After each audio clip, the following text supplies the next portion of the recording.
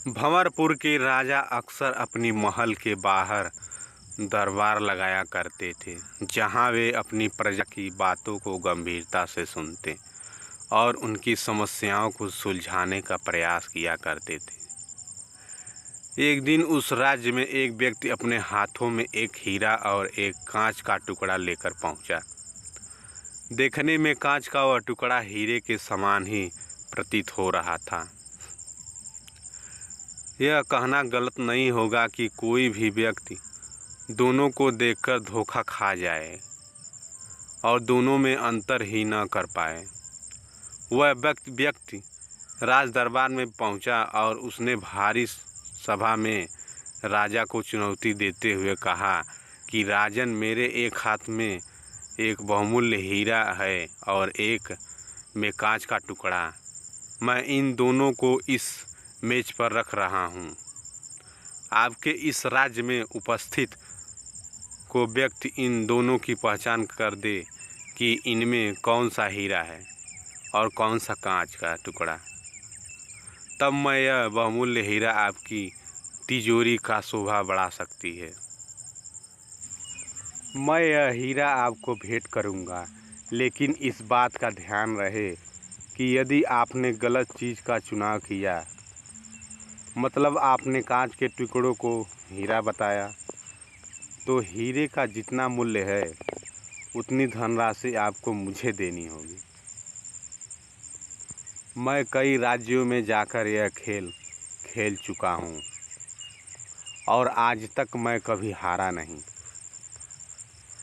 राजा ने उस व्यक्ति की बात मान ली और अपने सभी मंत्रियों से कहा कि वे असली हीरे को पहचानें। सभी मंत्री एक एक करके उस मेज के पास पहुँचे जहाँ हीरा और कांच का टुकड़ा रखा हुआ था। दिखने में दोनों में कोई भी अंतर नहीं था। कोई भी मंत्री असली हीरे की पहचान नहीं कर पाया और उन सबके मन में यही डर था कि यदि वे कांच के टुकड़े को असली हीरा बता दें, तब राजा को उस हीरे के मूल्य की राशि भुगतान करनी होगी। किसी को समझ नहीं आ रहा था क्या किया जाए। एक तरह से राजा की हार हो रही थी। राजा भी समझ नहीं पा रहा था। तभी राज दरबारों में उपस्थित प्रजा समूह से एक आवाज़ आई, राजन, कृपया मुझे भी प्रयास करने दें। आवाज़ एक बूढ़े अंधे व्यक्ति की थी जो बचपन से नेत्रहीन था। उसको लगा कि इतने बुद्धिमान मंत्रियों से कुछ नहीं हुआ तो एक बूढ़ा व्यक्ति क्या कर लेगा। लेकिन राजा के पास और कोई रास्ता भी नहीं थी। बूढ़े व्यक्ति को ससम्मान उस मेज के पास ले जाया गया।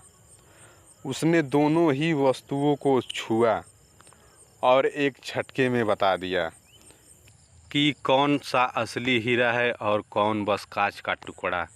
बूढ़े अंधे व्यक्ति ने असली हीरे की पहचान कर ली। वह व्यक्ति भी चौंक गया जो इस शर्त के साथ हीरा लेकर आया था। अब हीरे को तिजोरी में रखने की तैयारी शुरू होने लगी। बूढ़े बाबा की जय जयकार होने लगी। इसी बीच राजा उस बूढ़े व्यक्ति के पास पहुँचे और उनसे पूछा कि आपने एक झटके में ही असली हीरे की पहचान कैसे कर ली। बूढ़े बाबा बोले, राजन, मैं बचपन से अंधा हूँ। मुझे किसी की चमक तो पता नहीं चली, लेकिन जब मैंने दोनों को छुआ तो इतनी धूप में भी हीरा बहुत ठंडा था और कांच का वह टुकड़ा धूप से तप रहा था और बहुत गर्म था। आपके मंत्रियों ने बस दोनों की चमक देखी, लेकिन उन्होंने असली हीरे का गुण नहीं देखा। असली हीरा हर परिस्थितियों में ठंडा होता है।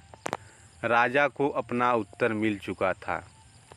दोस्तों, इस छोटी सी प्रेरणादायक हिंदी कहानी से हमें यह सीख मिलती है कि हर व्यक्ति में दो तरह के गुण पाए जाते हैं, ठीक उस हीरे की तरह और कांच के उस टुकड़े के तरह।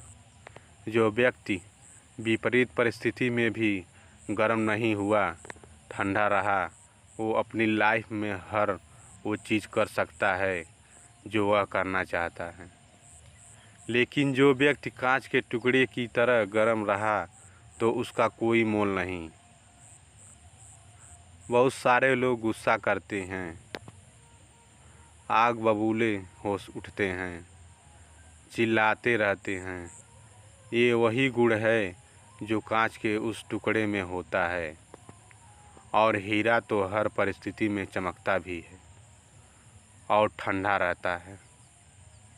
इसलिए अपने दिमाग को ठंडा रखिए, शांति से काम कीजिए। अपने अंदर के हीरे की पहचान आपको खुद करनी है और आपको हीरा बनना है, न कि कांच का वह टुकड़ा जो सिर्फ हीरा जैसे दिखता है लेकिन हीरा नहीं। क्योंकि अब आप जानते हैं असली हीरा की पहचान। दोस्तों, यह कहानी आपको अच्छा लगा हो तो प्लीज़ वीडियो को लाइक और चैनल को सब्सक्राइब ज़रूर करें।